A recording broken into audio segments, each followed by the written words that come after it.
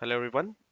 This is a new tutorial that I have started and in which I will be demonstrating how to use the .NET platform for desktop application, more formally known as the Windows Form application development. In this entire tutorial, I will be teaching from scratch how to build your very own desktop application consisting of several modules starting from the splash screen, ranging from all the way to a dashboard and multiple activities within the application that is a requirement of the system that we are developing. In this entire tutorial, we will be learning how to implement, for example, a school management system or restaurant management system or any other management system for your liking, or even any other application that comes to mind. So we'll be working on that as well. So formally starting this Windows Form application development tutorial will start off with the introduction to the Windows Form interface using Visual Studio, and then starting with the implementation of the Metro framework. So the Metro framework is fairly latest UI that is there to be embedded in the Windows Form application development. So it provides a very pleasant and a new interface, which in comparison to the default interface of the Windows Form is pretty neat to start your development on. So it looks neat, it looks tidy, and the components that are provided in the Metro framework are pleasing to the eye, to say the least. Okay, so without any further delay, let's move forward to the Windows Form application development, which I will be starting in Visual Studio. So hopefully, you or the viewers for this tutorial have Visual Studio 2019 or later, no problem, because every version has supported Windows Form application in .NET. So yeah, let's move forward and let's begin. Yeah, so before formally starting the video, make sure to please subscribe this channel and like the video if you like the content, and press the bell icon. Press the bell icon for further notifications. This will greatly help the channel in proceeding. Okay, so let's start. Yeah, so I have my Visual Studio 2019 interface. It looks like this. It will look like this if you have the Visual Studio 2019 interface. Okay, so you will go ahead with create a new project. Here you have to search for, there are many platforms available that Visual Studio supports. So we have to use the C Sharp language because that is the language supported by Windows Form. So here you can browse and you will find something. Yes, there it is. Windows Form app of the .NET framework. So you will go ahead with this and choose any name that you want, but I usually advise to choose the name that is specific for your project. So this is basically a introduction. So I will give this the intro app, the name of the intro app. Okay, so yeah, so location, solution name, it's framework. It's currently using .NET Framework 4.7.2. Yeah, so it's building right now. The application will build up. Yeah, so it starts with something like this. This is the Visual Studio interface. There are some things that you should note in mind before starting the Windows Phone application development, your first Windows Phone application development, few modules. The Solution Explorer. This is an important aspect of your development in the Visual Studio paradigm. The Solution Explorer contains all of the stuff that is required in your project. So the intro app is a project, and definitely will be requiring more forms or more classes. So you will look up to the Solution Explorer to find. It is basically a sort of an index, so it will contain all your project's related stuff. Okay, so another thing that is very important is the Properties tab. So keeping in mind that we will be using multiple components and every component has their own property, so you will use this tab to modify and manipulate the properties as per your liking. And there's an other there which will most probably will we most likely we will use and we will implement the database, which is the Server Explorer. So in here, we will connect our databases to the application. In this tutorial, I'll be using SQL Server, although there are many other platforms of SQL that you can use to connect with. Okay.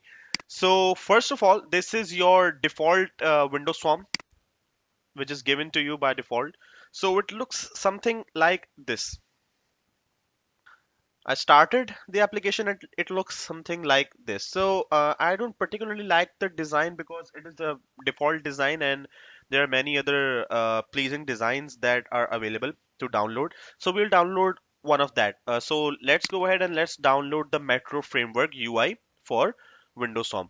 So what you will do, you will select your app and you will right click and go, oh, it has run again. You will right click the intro app and you will go towards the manage NuGet packages. In the manage NuGet packages window, you will go to the browse option, and from browse you will search for the Metro framework. Simply write Metro and you will find it. So it's not very hard to find. So there, that's it. The Metro UI for Windows of Windows 8 for .NET Windows Home application. So install this for your project. It will install everything that is mentioned here. So you have to do an OK and yes, I accept and go ahead and install all of that. Yeah, so it's successfully installed. The README text, if you want, you can read it or you can ignore it. So in the Solution Explorer, there are a few more things that are added. The Metro Framework.txt, that is basically your guide to the Metro Framework. There are packages for the Metro framework that are added automatically. And the thing that we want to use the most is the Metro framework namespace, namely the Metro framework package, which has already been installed. So what you will do to transform this form into a Metro form? Yes, we will be using the Metro form. The package contains the Metro form. So we'll be going towards the the coding of this form. You can simply press F7 and it will take you to the coding phase. But before going to the coding phase, you should probably do a rebuild project, rebuild solution. Yeah, so rebuild successful. Now we'll go towards the coding phase. Yeah, so here I am in the form1.cs. You can access this by clicking F7, the shortcut key, and it will take you there, or you can access this by the form one and you can simply click on this and you will find the coding file. Okay, so what you have to do is you have to this is basically inheriting from the form class, so we need to change this. We need to change this to the Metro framework dot metro form dot forms, I'm sorry, dot forms dot metro form. That's it. You can save right here and go towards your form and you will see something like this now. So the components are also provided here. This is the new interface, which is fairly better from the previous one. So this is the form aspect. Okay. Another thing that you probably need the most is the toolbox. Yeah, so uh, before installing the Metro framework, all Windows Form components are present here in all Windows Form tab. You can find every single component that you want to use here. Everything is for your availability. Another thing that pops up by installing the Metro framework are the Metro framework tools. So here are the Metro framework tools. So there's a wide difference between the tools from the Metro framework and the tools from the Windows Form. Let me show you some change. There's the button for the default toolbox and this is the button for the Metro framework toolbox. So there's a difference. This one looks more attractive rather than this one. So I will be selecting the components of the wherever the components are available in the Metro framework, I will use them. When I need to implement something that is not present in the Metro framework toolbox, I will use the all Windows Form components. So Yeah, so that's it. That's the introduction. Okay, just I forgot one thing, the properties tab. Yeah, so this is an important thing regarding properties. So what we will do, I have here three components: the form itself and two buttons. So I can change properties regarding every single property that I can change. I can manipulate properties and I can change everything here. So you can see, as you can see, font, four color, the heading is there, the appearance, you can change the appearance, you can change the behavior. There are some boolean properties here that I will explain when I will get to them, but the other properties are fairly very simple. The design, this is the variable name, you can change as per your convenience. The layout, you can change the layout, you want to change the size, auto size mode, everything, maximum size, padding. This is basically the this is the appearance. If you want to change the appearance, you can. Style, font, every other thing you can change here. You want to change the icon, you can. So you understand that what I'm trying to say. You can change every single property as per your liking. Same with the buttons, same with any other control. You can use the properties tab for your convenience, and you can change the properties of any component as per your liking. Okay.